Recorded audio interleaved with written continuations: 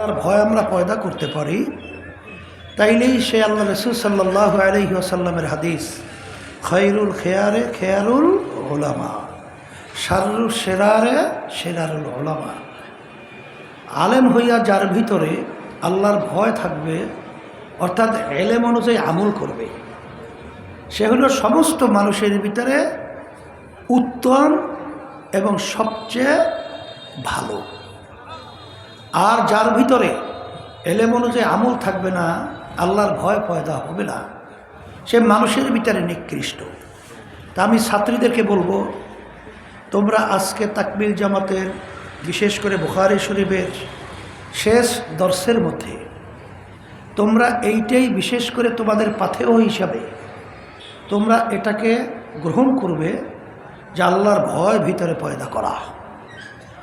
আর সমস্ত নেকির মূলই হলো আল্লাহর ভয় ভিতরে পয়দা হওয়া। আর যারা বিশেষ করে মাদ্রাসা করছেন, আসাতেজে কেরাম যারা মাদ্রাসা পড়াইতেছেন, শিক্ষিকারা সহ, গার্জিয়ানরা যারা আমরা আমাদের ছেলেদেরকে মেয়েদেরকে এলমেদিন শিখাইতেছি এবং যারা সহযোগিতা করতেছি, সবাই বিশেষ করে লক্ষ্য রাখতে হবে যে আমাদের মাদ্রাসা করা, পড়ানো, পড়া, সহযোগিতা করা সব কিছু একমাত্র হবে আল্লাহকে রাজি খুশির জন্যই। যদি এই নিয়তটা আমরা করতে পারি, তাইলে আপনি দেখবেন দুনিয়াতেও আপনি সম্মানিত হবেন, আখিরাতেও আল্লাহ রাব্বুল আলামিন সম্মানিত করে উঠাবেন, কোনো সন্দেহ নাই। আর যদি আপনার উদ্দেশ্য থাকে হুব্বুদ দুনিয়া রাসু কুল্লি খতিয়াতি, সমস্ত গুনার মূলই হলো এই দুনিয়ার মোহ, দুনিয়ার মোহাব্বত, সম্মান, সম্পদ, অনেক কিছু আর আদার্স, এগুলো যদি আপনার থাকে তাহলে খাসরাত দুনিয়া ওয়াল আখিরাহ, আপনি দুনিয়াতেও ক্ষতিগ্রস্ত হবেন, আখিরাতেও ক্ষতিগ্রস্ত, মানে অসম্মানিত হয়ে উঠবেন।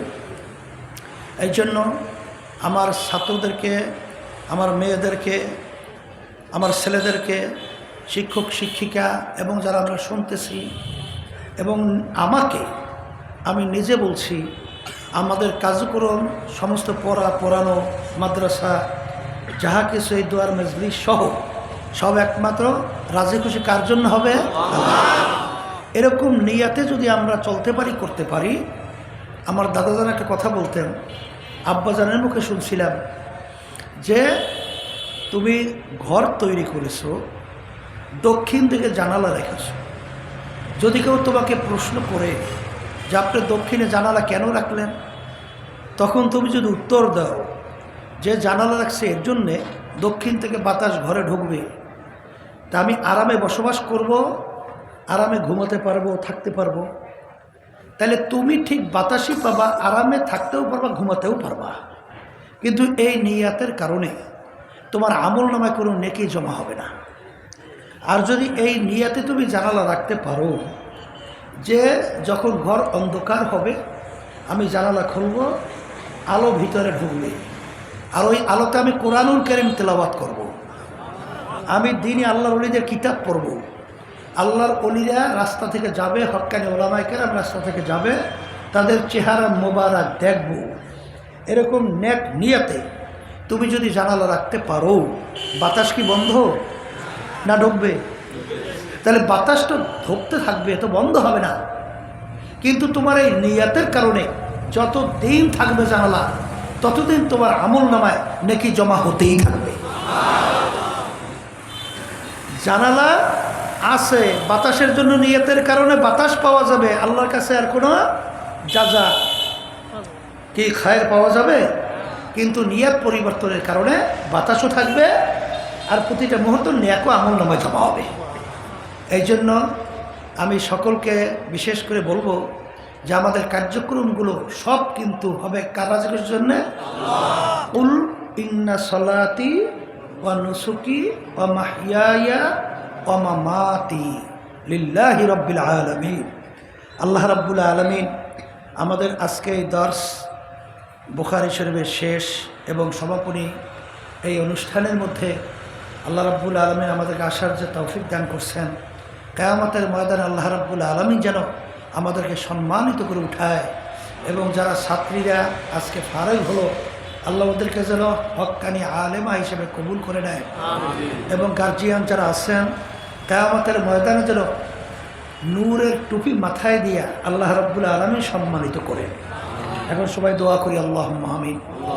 রব্বানা আতিনা ফিদ দুনিয়া হাসানাতাও ওয়া ফিল আখিরাতি হাসানা ওয়া কিনা আযাবান নার। রব্বুল আলামিন আপনি আমাদের জীবনের সকল গুনাহ খাতাগুলো মাফ করে দেন। রব্বুল আলামিন যারা ফারেক আজকে বিশেষ করে আমার ছাত্রীরা হয়েছেন দাওরা হাদিস আজকে শেষ দর্শের মধ্যে, আল্লাহ ওদেরকে আপনি খাস বান্ধী হিসেবে কবুল করেন। আরও যারা আছে ছাত্রীরা তাদের সকলের জেহেন শক্তি বাড়াইয়া দেয়, ছাত্র যারা আছে ওদের সকলের জেহেন শক্তি বাড়াইয়া দেয়, হক্কানি আলেম হাফেজ হিসেবে কবুল করে নেন।